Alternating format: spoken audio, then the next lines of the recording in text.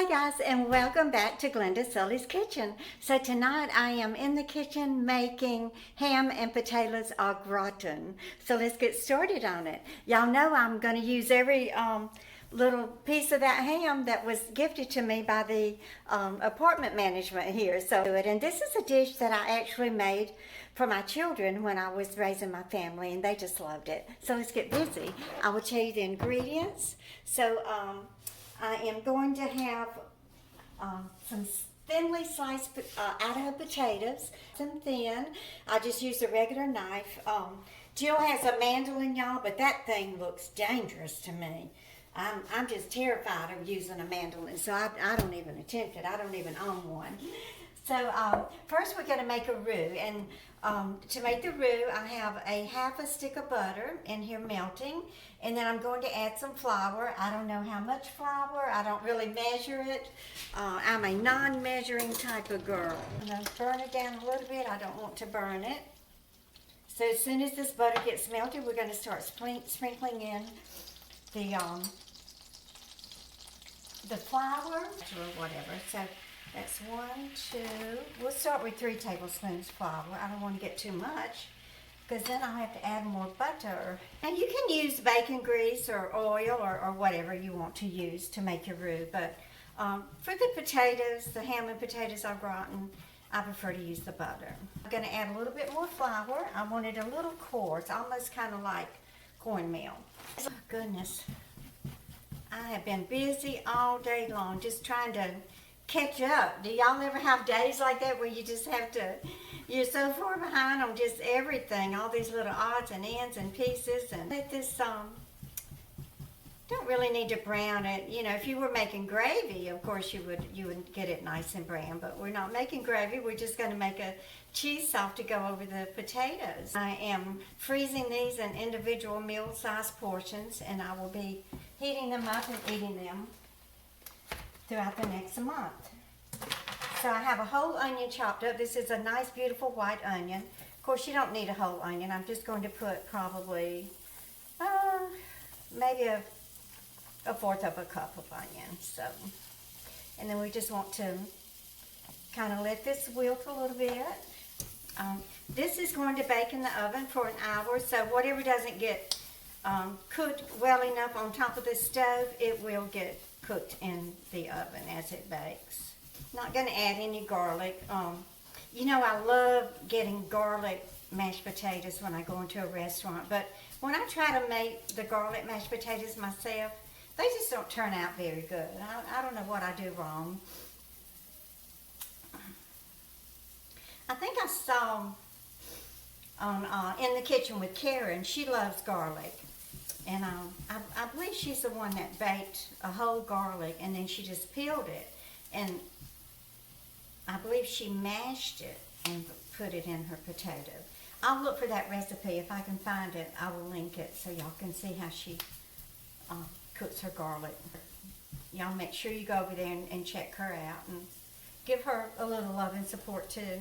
I love to share. I love to be kind and giving unto others, and if I can help them grow their channel, then that will reward me in the end, and I know that. So to this we're going to add I'm going to start with a cup of milk. It just depends on how thick I decide that I want my sauce. So I sure haven't been enjoying all the food that I've been cooking for y'all and freezing and putting away and saving it. I'm still trying my best to stick to the 1 meal a day. I have these, but I take plenty of vitamins and minerals. Okay, so this is good enough. So we're going to slowly add in the milk. Keep stirring. And this will turn into a nice, beautiful roux. I like it. I even love using the Yukon Gold potatoes because I do love that golden color in the potatoes. I believe this might take more than 1.5 cups of milk. We'll see. I hope I don't have more roux than I have skillet. I'm going to be in trouble. Oh, we'll figure it out. That's a good thing about us Southern gals. We just make do with what we have. Make the best out of what you've got. And I do not want lumpy flour. This smells so good already. Oh, I think one of the best things about cooking, other than eating the food, is the smell. Is you get to smell it. So we're gonna, in the recipe, I'm gonna put 2 cups of milk because it is definitely going to need 2 cups. But to this, we're just gonna add salt and pepper. Salt and pepper it to taste. Just whatever it looks like is enough. So let's go ahead and get the salt and pepper going here. We're just going to let it boil another minute. And then to this, we're going to add about 1.5 cups of shredded cheese. Now, if you want to, you could sprinkle some parsley flakes in here or maybe a little paprika. Just add whatever you feel like adding to add color and spice and beauty to it. I'm going to go ahead and add some of my combined garlic powder and onion powder. There we go. See if there's any. Yeah, y'all, I just gotta add my secret ingredient. I just can't. I can't cook without it unless it's a dessert. White sauce here to feed Cox's army. Okay, so to this we're just gonna start adding our cheese and make us a nice creamy cheese sauce. Just go ahead and incorporate this very well. I just shredded up some Colby and cheddar cheese and white Vermont cheddar cheese. Okay, so we're just going to let this melt a little. If it gets too thick, I will add a little more water to it. And then we're going to layer the potatoes in our baking dish, my disposable one. And then we're going to let it bake for about an hour. Doesn't this look delicious?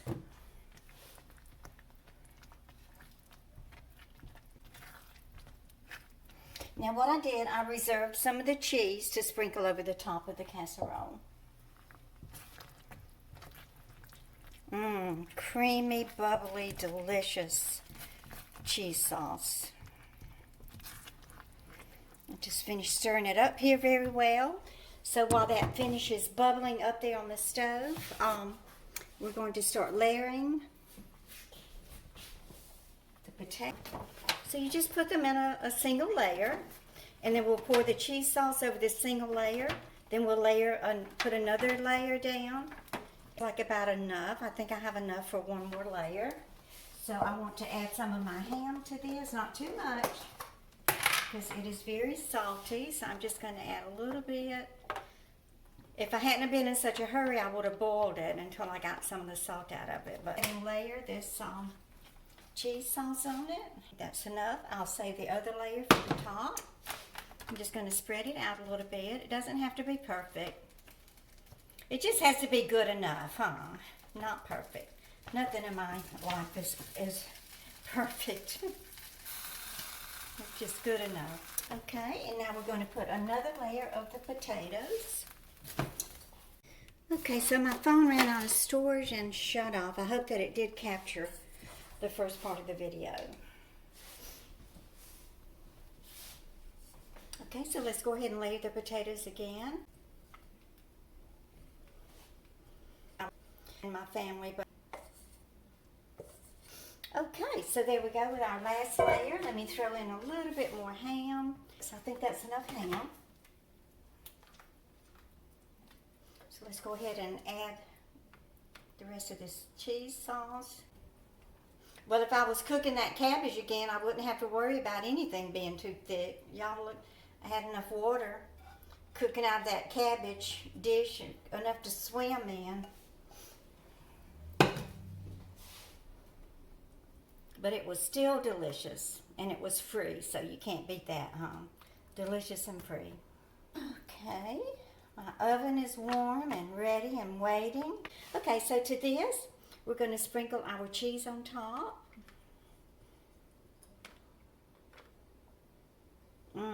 I love cheese, y'all. When I was a little girl, Mama, I guess she didn't know how to make a grilled cheese because she never made us one. But when we would go on a vacation or travel, Daddy would stop at a restaurant, and there was a place in Slidell, right on Lake Pontchartrain there, called the white kitchen. And I remember we would always go, well, back then there were no interstates, back in the 50s. So we would have to go down the back roads. So we would stop in there and, I would always order a grilled cheese. Well, I just loved them so much. So Daddy went into the kitchen and talked to the cook, and the cook made my grilled cheese in front of Daddy and showed him how to do it. And I'll never forget, when we got home and Daddy took me in the kitchen and showed me how to make my grilled cheese, is what I called it. It was so simple. You just put the sliced cheese, or you slice up some cheddar cheese and put it between two pieces of white bread, or that's all we ever ate back then was white bread. Put some butter on the outside of it and throw it in a skillet and grill it. So I'm going to stick this in a 350 degree oven. Ooh, that's hot. 55 minutes. And we'll be back. Yay, the timer's going off. That means the ham and potatoes au gratin are ready. So let's go take a look inside the oven and see what this dish looks like. Ooh, look at all that cheese bubbling and melting. Mmm. Wow, that looks delicious. Okay, so it has cooled off a little bit. Let me go ahead and cut me off a piece. And it is really smelling delicious. I think these crispy corners are going to be the best. Oh, goodness. Can't wait to taste it.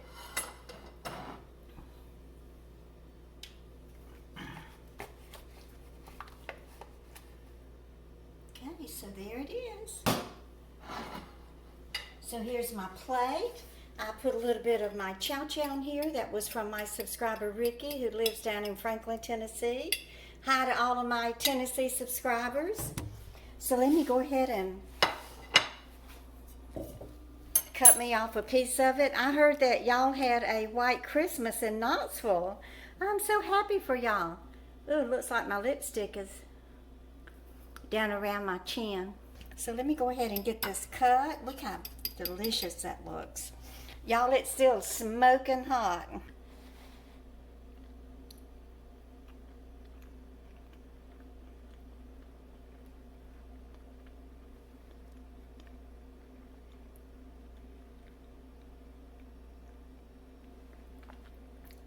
So this is delicious. I mean, I'm going to eat it and freeze some of it.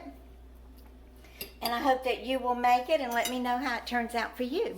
So y'all, please remember to share my videos. I'm trying to keep my subscriber count up, and y'all just keep on coming back. Bye, guys.